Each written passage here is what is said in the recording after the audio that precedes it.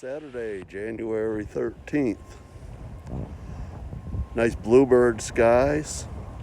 The blizzard's gone by. Officially, by the app on my phone, we got 8 inches. I don't think it's anywhere close to that, honestly. And down here, the wind is significant. There's a lot more slush on the lake. We're not going to have temperatures above 25 degrees for the next 10 days. The wind is significant. I think maybe a lot of the snow has blown. I feel like up at my house, there's like 5 inches of snow on my vehicle.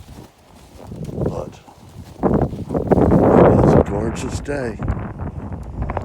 Y'all have a blessed one, and I'll see you soon. Peace out.